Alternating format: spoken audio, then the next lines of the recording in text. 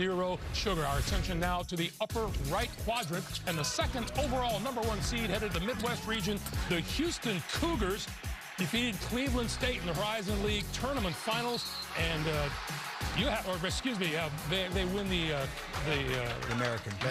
And you have an issue with the Houston Cougars where they are. So. I'm thrilled for Houston. I hope they get to Houston for the Final Four. I do not see the case for Houston over Kansas on the overall seed line. Why do we care? Because if Kansas is in this spot, Kansas is going to Kansas City. Now they have to go to one of the other two regions. Kansas had 10 more quad one wins and a much harder strength of schedule. I'm rooting for the Cougars. I love you guys, but I would have had Kansas here. We'll be talking to the chair a bit later on. You can bring that up. They'll be facing the 16th seed Northern Kentucky Norse. Good season out of the Horizon League, 22-12.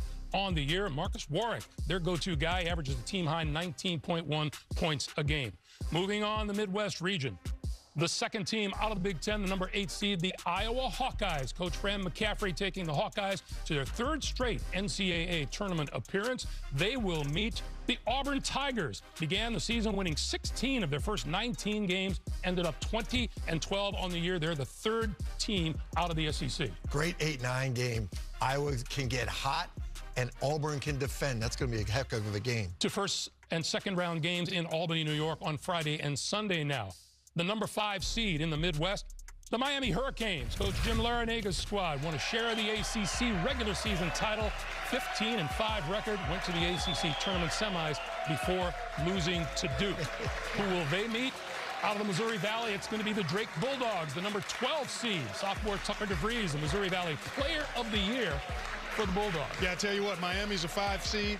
A 12 seed is always a popular pick when you're looking at your brackets. This 5 seed Miami team is dangerous because of their ability to score. They could possibly come out against a vulnerable Houston team with Sasser's status unknown because of injury. All right, 4 seed in the Midwest region, the Indiana Hoosiers, our third team out of the Big Ten. Trace Jackson Davis, all Big Ten first team for the Hoosiers, who finished 22-11 on the season. They will take on the Golden Flashes of Kent State, the 13th seed out of the Mid-American. After a second-place finish in the MAC, they knocked off top seed Toledo in the MAC tournament.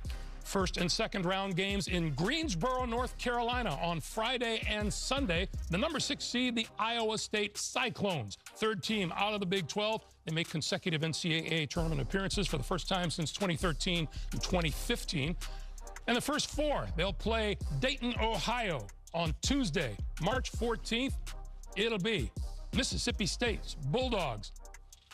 Southeastern Conference, the 4th team out of the SEC. They will meet the Pittsburgh Panthers, the 4th team out of the Atlantic Coast Conference. Jeff Capel's team picked to finish 14th in the ACC preseason. And those are 2 of your last 4 in. Pittsburgh coming out of the ACC. They had a 1-point win over North Carolina, and they won at Northwestern back in November. No one paid attention then. Northwestern won a ton of games. That helped their case. Okay, the #3 seed in the Midwest region, the second team out of the Big East, the Musketeers of Xavier, who went to the Big East tournament final before losing to Marquette.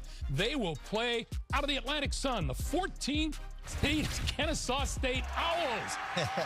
Going to their first ever winning season in Division I. First time they'll play in the NCAA tournament, and the Owls are ready to roll. They are ready to roll. Great confidence, and they are excited about being here, obviously, and that's a comfortable matchup for them.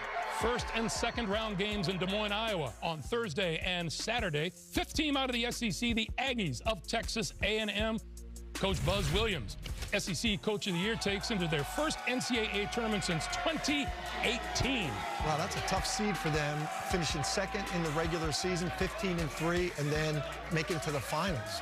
They've got a Big Ten team in their sights because the #10 seed, the Nittany Lions of Penn State, at 22-13. First time since 2011, the Nittany Lions will be part of the NCAA tournament. Remember, they've got Jalen Pickett rolling for them, an all Big Ten first team selection. And rounding out the Midwest region, the #2 seed, the Texas Longhorns, 4th team out of the Big 12. Boy, they knocked off top seed Kansas for the Big 12 title. And they will play 15th seeded Colgate. The Raiders out of the Patriot League. They won the Patriot League tournament title for a third straight season, beating Lafayette. This Raiders team is high-octane offensively, one of the best and most efficient and experienced offensive teams in the country. All right, we move back to the top of this bracket. Clark, is there a team there or a matchup there that stands out to you? Well, the 8-9, Iowa's a very interesting team because of their ability to score. They've got a dynamic player in Chris Murray, and when you think about their ability to score the ball against the defense of Auburn and then look ahead to a potential matchup with the #1 seed, I think Iowa's in a position where they can maybe make some noise. Yeah, I agree. I think Houston's got a tough spot right there because Iowa or Auburn coming at it's tough.